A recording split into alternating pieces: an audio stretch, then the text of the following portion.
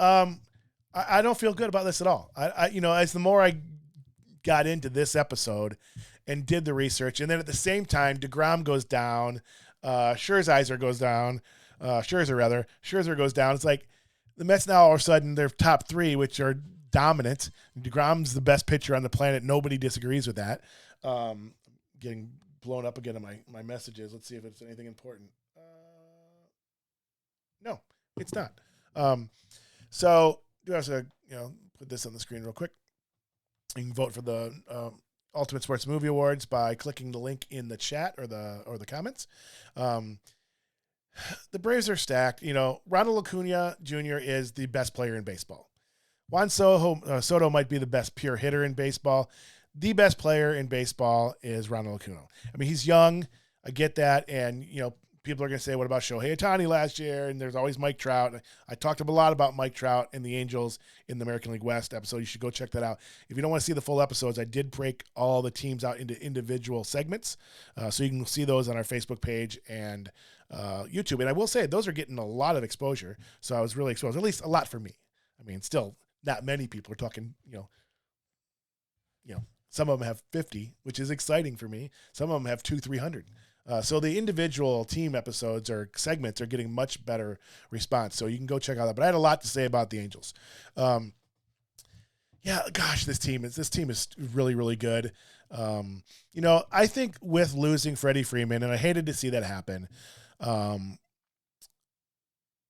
really would have liked him to stay. But picking up Matt Olson is one of the top first basemen in this league. I don't know if people don't realize that. Defensively, he's amazing. Is he a step back from Freddie Freeman? Probably so, right? Probably so. But I think this team is actually better this year than it was last year. Maturity, the experience. They picked up Kenley Jansen. That's not a huge pickup for me. You never know. Maybe another location will, he'll have a resurgence. I don't think he stays in the role all year, but I like the guy, but I think he's, a little shaky. But they're Max Fried. This again, barring injuries, this pitching staff is really solid too. Their farm system is 8, right? No, 20. The farm system 20th. So they had a lot of these young talented players come up. Can I see the Braves winning 104 games? Yes, I can.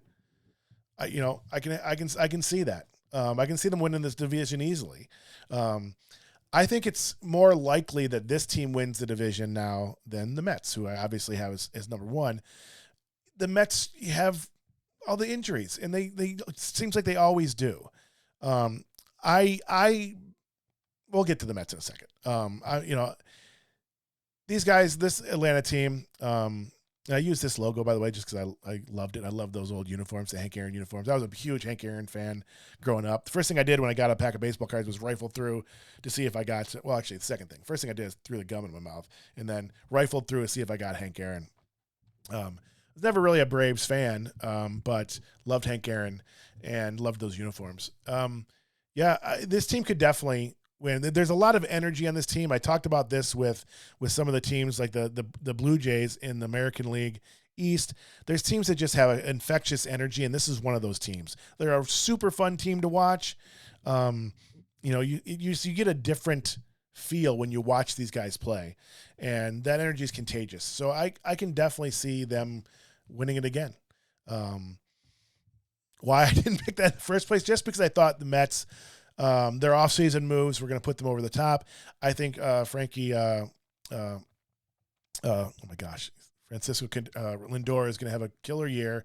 Now that he's in New York for a year, he's more comfortable. I think he returns to being one of the top, 5 players in the league. But we'll get there in a second. So it won't surprise me if this team wins 104 games. Do I think they backtrack? I don't. I think they're too solid. Their pitching staff is solid. Their bullpen solid.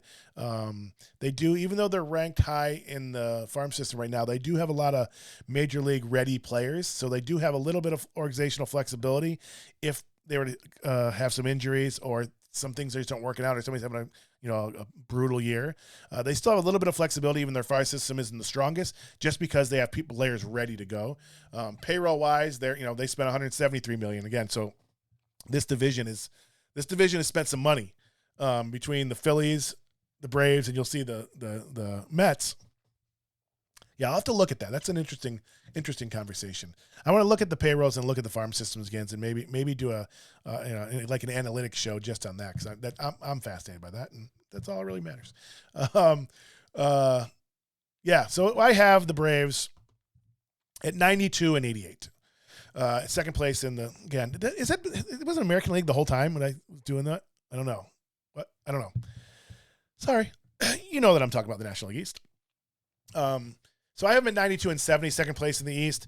Again, would it surprise me if they finish 104 and whatever? No, they could win 104 games. Do I think they finish at 88 wins like they did last year? I don't. I don't see that happening. I think the whole baseball world would be shocked and see that happening. I think most people think, even though they lost Freddie Freeman, most people think that this team is better than it was last year.